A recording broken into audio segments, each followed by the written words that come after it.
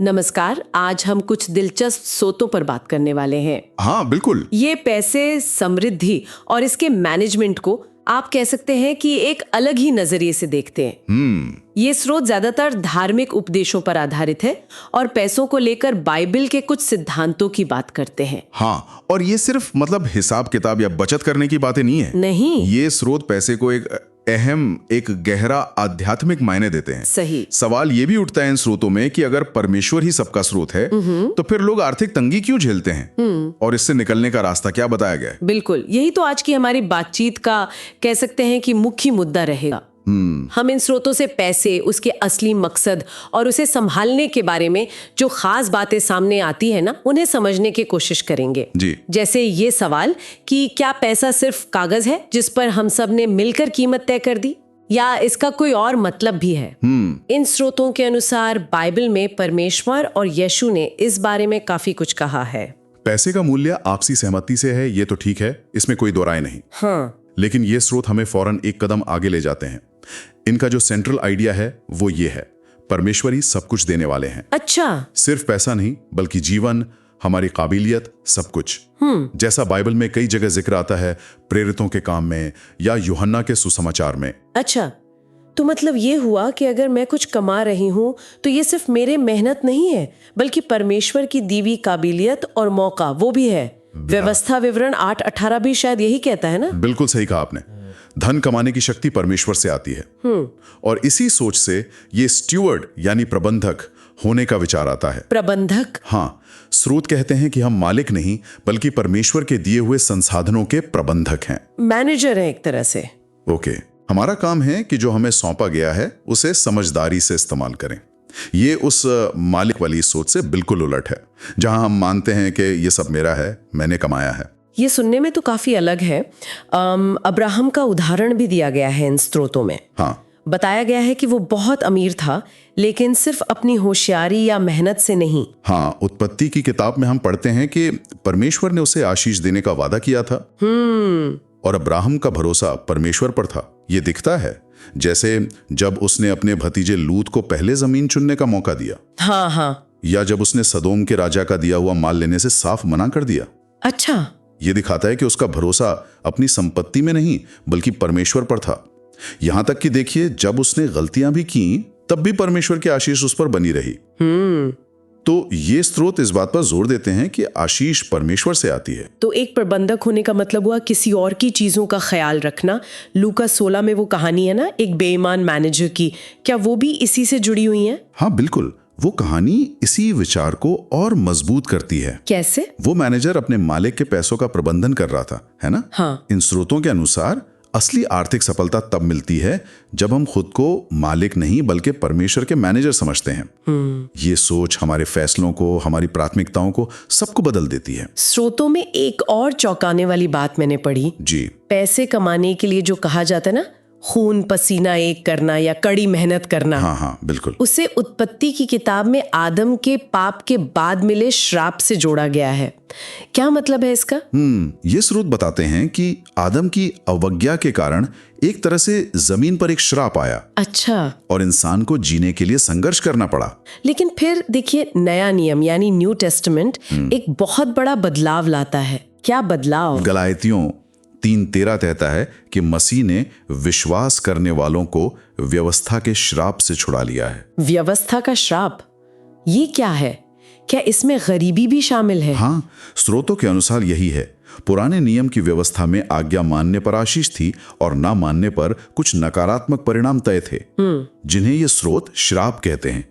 और इसमें न सिर्फ आत्मिक मृत्यु या बीमारी बल्कि गरीबी भी शामिल थी। सच में? हाँ, जैसा व्यवस्था विवरण 28 में बताया गया है। तो ये तो बहुत बड़ी बात है। मतलब वित्तीय संघर्ष सिर्फ एक आर्थिक समस्या नहीं बल्कि इन स्रोतों के अनुसार एक आध्यात्मिक श्राप जैसा है। हाँ, जिसे मसीह ने विश्वासियों के लिए तोड़ दिया है। यही इन स्रोतों का दावा है।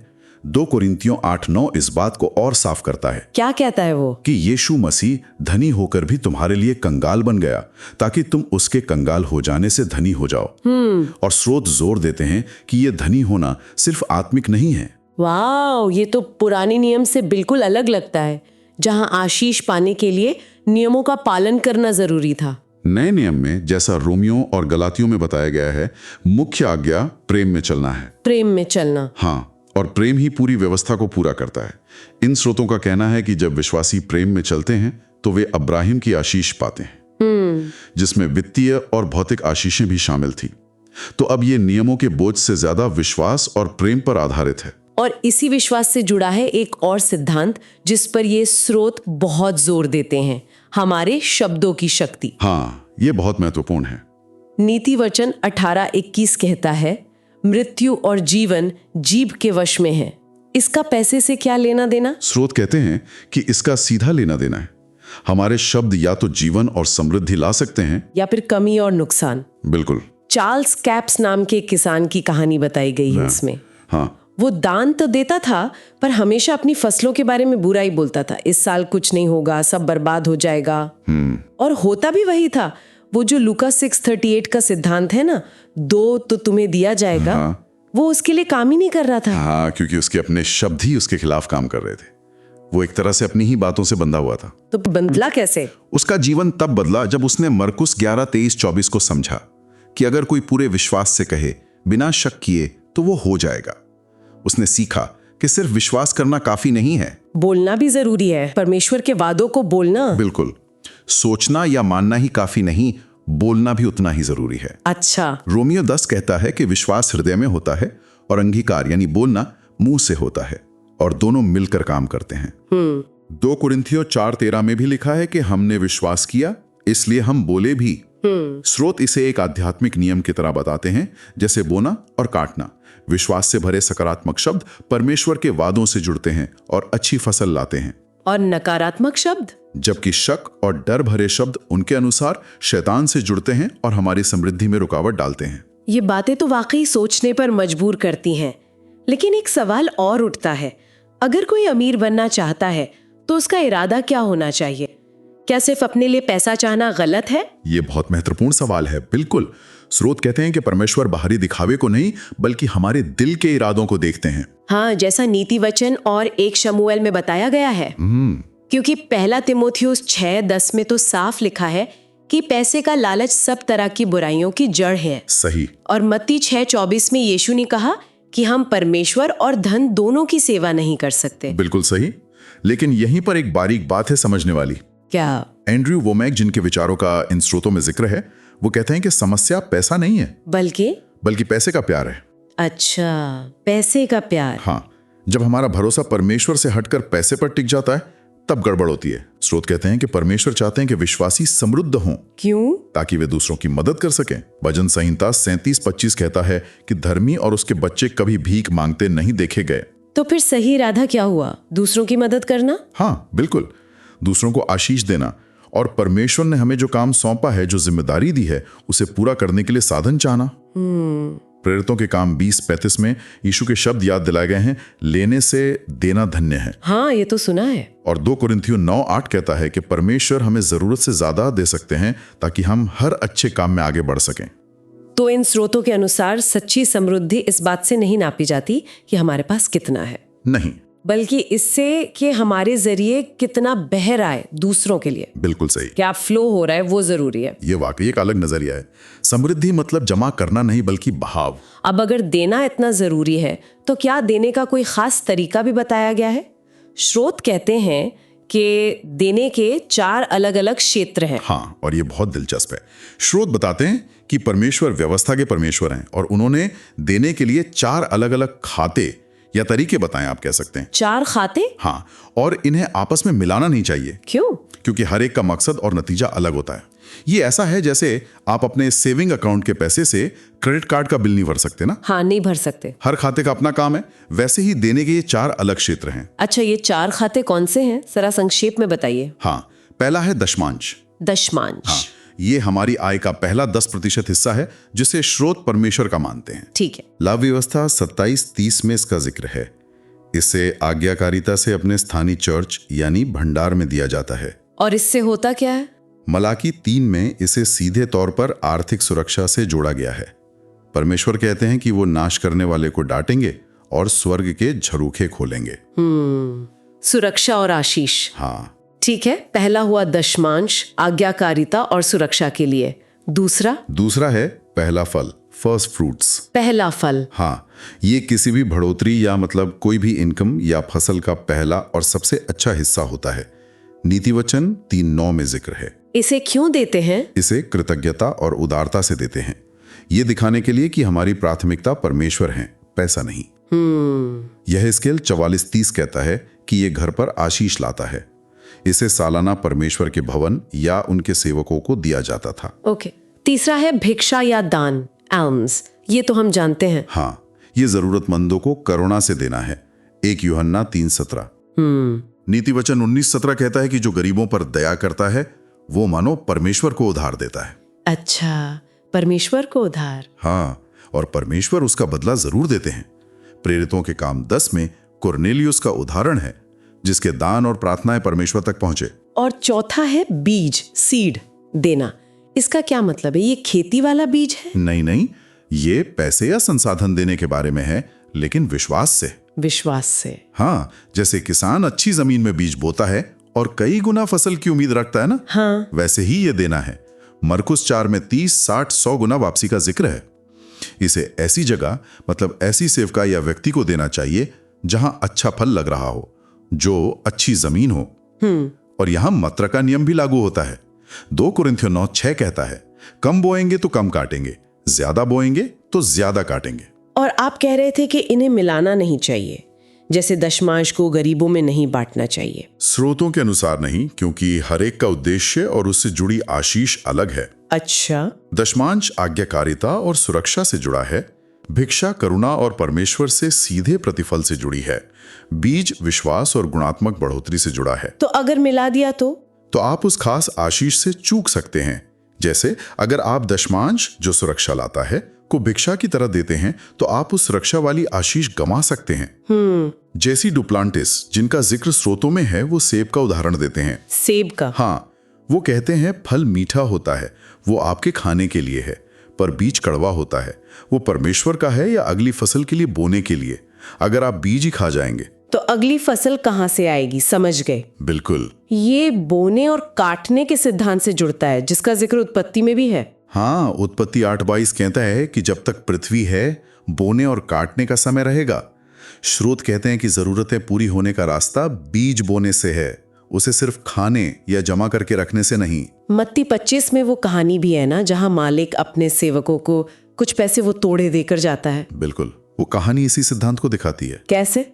जिन्होंने उन पैसों को इस्तेमाल किया, यानी एक तरह से बोया, उन्हें और मिला। और जिसने छुपा दिया, जिसने डर के मारे छुपा दिया, यानी नहीं बोया, उससे वो भी ले लिया गया जो उसके पास था। ये सिद्धांत दिखाता है कि जो मिला है उसे इस्तेमाल करना, उसे फ्लो मिलाना जरूरी है। लेकिन कभी कभी लोग कहते हैं हम तो बहुत दे रहे हैं, फिर भी कमी है। हाँ, ये होता है। हग्गे की किताब में भी ऐसा सवाल है। 1:5-7। स्रोत इसका क्या जवाब देते हैं? स्रोत कहते हैं कि ऐसे में परमेश्वर या उनके वादों पर शक करने के बजाय हमें खुद के चाल चलन, यानी अपने बर्ताव और रवैयों को जांचना चाहिए। अपने बर्ताव को? मतलब कि हमारे जीवन में कुछ ऐसी बातें हैं जो फसल को रोक रही हैं। और क्या चीजें हैं जो हमारी फसल में रुकावट डाल सकती हैं? एक बड़ी रुकावट जो स्रोत बताते हैं वो है माफ न करना। माफ न करना? हाँ, दिल में कड़वाहट या बैर रखना। मरकुस 11 प्रार्थना के जवाब को माफ करने से जोड़ता है। इब्रानियों 12 चेतावनी देता है कि कड़वाहट की जड़ हमें और दूसरों को भी नुकसान पहुंचा सकती है। तो ये रुकावटें हैं? हाँ, इन्हें उन कांटेदार झाड़ियों या खरपतवार की तरह बताया गया है जो बीज को बढ़ने नहीं देते और फसल रोक देते हैं। तो अच्छी फसल के लिए सिर्फ बोना काफी नहीं, दिल का साफ होना भी जरूरी है। ये सब बातें आखिर में भरोसे पर आकर टिकती हैं। हमारा भरोसा किस पर है, परमेश्वर पर या पैसे पर? बिल्कुल। हम लूका 16 वाली बेईमान मैनेजर की कहानी पर वापस आते हैं। ये बात थोड़ी अजीब लगती है कि मालिक ने उस बेईमान मैनेजर की तारीफ की। क्यों? वो तो बेईमान था। हाँ, वो बेईमान था। स्रोतों की व्याख्या यह है कि मालिक ने उसकी बेईमानी की तारीफ नहीं की, तो फिर? बल्कि उसकी अकलमंदी की तारीफ की। अकलमंदी? किस बात की? अकलमंदी यह है कि देर से ही सही उसने ये समझा कि पैसों का इस्तेमाल अपने भविष्य को सुरक्षित करने के लिए करना चाहिए। पहले वो सिर्फ पैसे उड़ा रहा था। अब भले ही गलत तरीके से उसने पैसों का इस्तेमाल ऐसे रिश्ते बनाने में किया जो मुश्किल वक्त में उसके काम आए। उसने भविष्य के बारे में सोचा। अच्छा, और मालिक का रवैया इतना शांत क्यों था? उसे गुस्सा नहीं आया कि उसका पैसा बर्बाद हुआ?